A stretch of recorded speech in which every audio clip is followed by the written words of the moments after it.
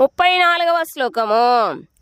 మృత్యు సర్వహరచ్చాహముద్భవచ్చ భవిష్యతాం కీర్తిః శ్రీర్వాక్షా నారీణాం శృతిర్మేధా ధృతిః క్షమా.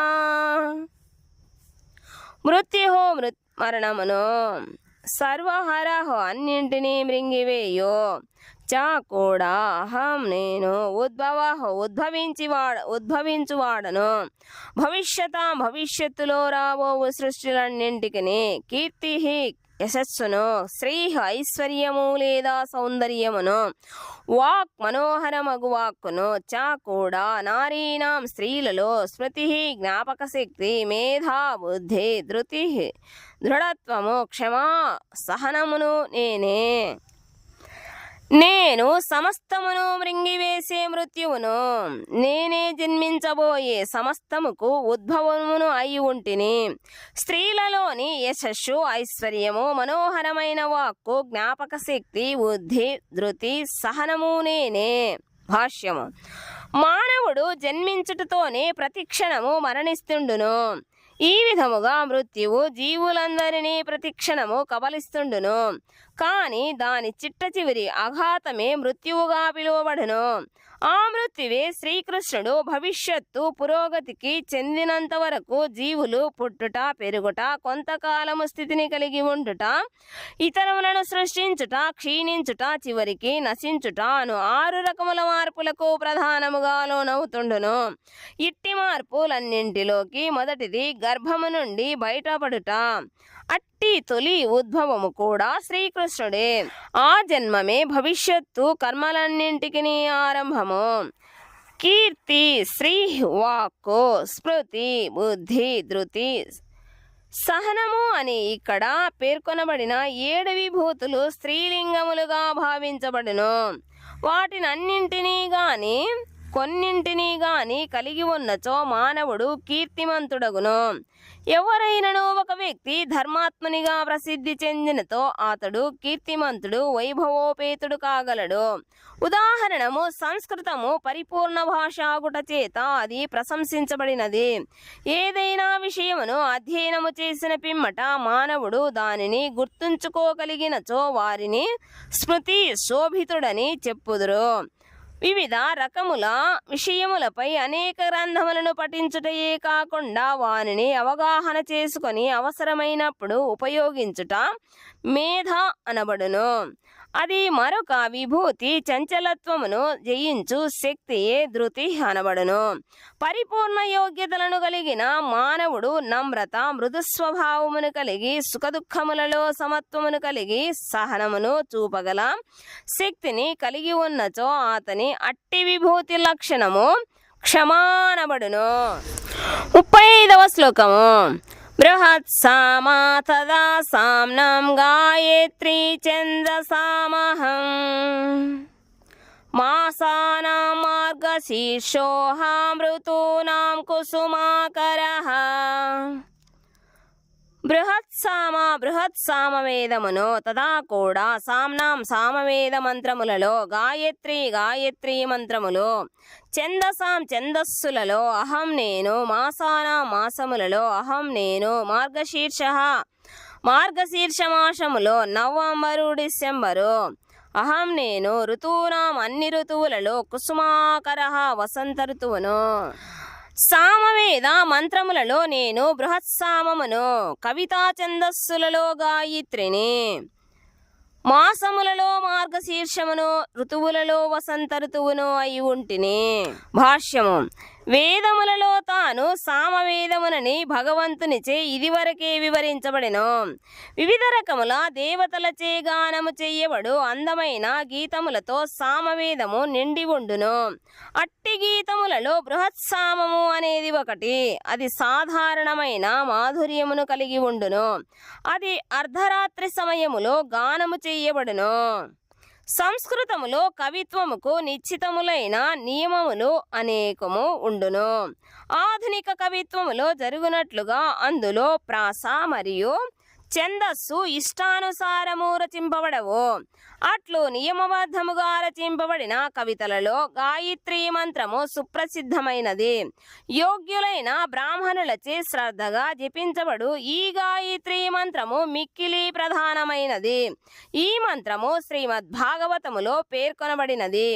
ఈ గాయత్రీ మంత్రము ప్రత్యేకముగా భగవదనుభూతి కొరకై ఉద్దేశించబడుట చేత అది దేవాదిదేవుడైన శ్రీకృష్ణునికి ప్రాతినిధ్యము వహించును. ఆధ్యాత్మికముగా పురోగతి చెందిన వారి కొరకే ఈ మంత్రము ఉద్దేశించబడినది. దీనిని జపించుటలో ఆధ్యాత్మిక సాఫల్యమును పొందువాడు భగవానునితో గుణైక్యమును పొందును. కానీ మానవుడు ఈ మంత్రమును జపించుటకు మొదలు పరిపూర్ణత్వమును సాధించిన మానవుని లక్షణములను అనగా భౌతిక ప్రకృతి నియమములను అనుసరించి సత్వగుణములను అలవరుచుకోవలను. వైదిక జీవన విధానములో గాయత్రీ మంత్రము మిక్కిలి ప్రధానమైనది. అది పరబ్రహ్మపు ధ్వని అవతారముగా పరిగణించబడెను. దాని ఆరంభకుడు బ్రహ్మదేవుడు. అది అతని నుండి గురు శిష్య పరంపరలో తరువాతి తరముల వారికి అందించబడినది. భారతదేశములో మార్గశీర్ష మాసము నవంబరు, డిసెంబరు అన్ని మాసములలోకి ఉత్తమమైనదిగా పరిగణించబడును. ఎందుకనగా ఆ మాసములో ప్రజలు పొలముల నుండి ధాన్యమును సేకరించి ఆనందముతో ఉందురు. అదే విధముగా ఋతువులలో వసంత ఋతువు లోకమంతటికి మిక్కిలి ప్రియమైనది. వాతావరణము అప్పుడు అతి వేడిగా గాని అతి శీతలముగా గాని లేకుండా వృక్షములన్నీ వికసించి పుష్పములతోనూ మరియు ఫలములతోనూ నిండి ఉండును. శ్రీకృష్ణుని లీలలను స్మరింపజేయు అనేక ఉత్సవములు కూడా ఈ వసంత ఋతువులోనే నిర్వహించబడును. కనుకనే ఋతువులన్నింటిలోకి వసంత ఋతువు మిక్కిలి ఆనందకరమైనదిగా పరిగణించబడును. దేవాదిదేవుడైన శ్రీకృష్ణునికి అది ప్రతినిధి. 36వ శ్లోకము. ద్యూతం చలయతామస్మి తేజస్వినామహం జయోస్మి వ్యవసాయోస్మి సత్వం సత్వవతామహం.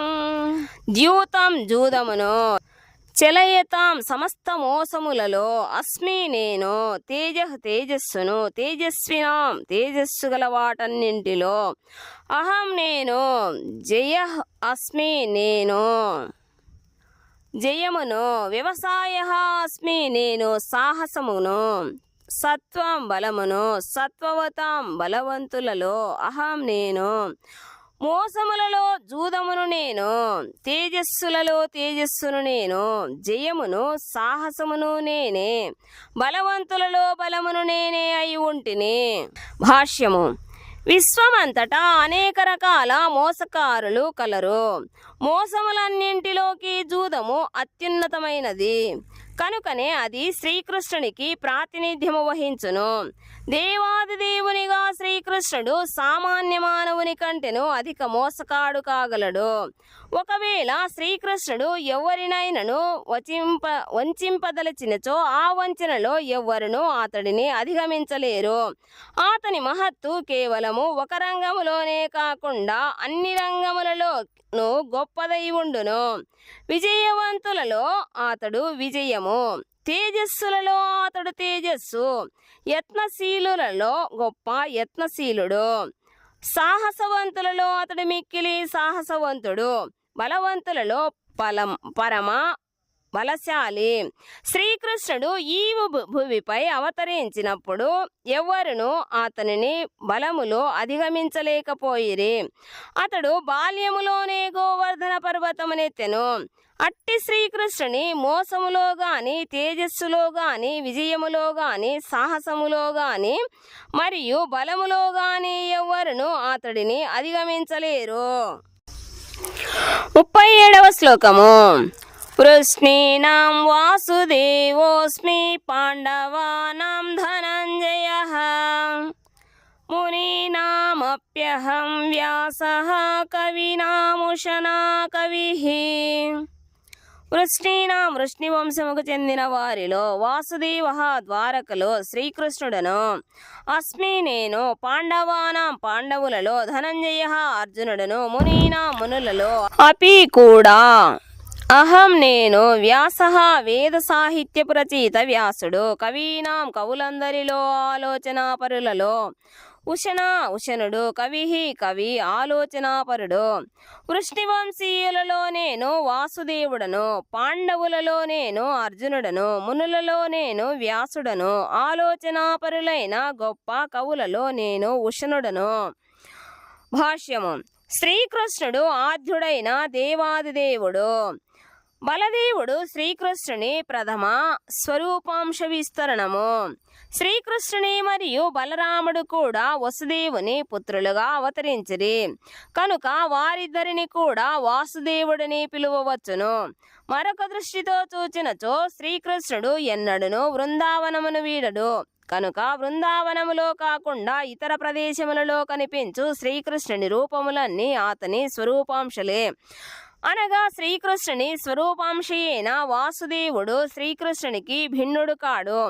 భగవద్గీతలోని ఈ శ్లోకములో సూచింపబడిన వాసుదేవ పదము బలదేవుడు లేక బలరాముడినే సూచిస్తుండెనని గ్రహింపవలెను. ఎందుకనగా బలరాముడే సర్వావతారములకు ఆదిమూలము కనుక అతడే వాసుదేవునికి కూడా ఆదిమూలము. శ్రీకృష్ణ భగవానునికి అవ్యవహిత స్వరూపాంశ విస్తార రూపములు స్వాంశములుగా పిలువబడును. అంతేకాకుండా విభిన్నాంశలు అని పిలువబడు ఇతర విస్తృత రూపములు జీవులు కూడా కలవు.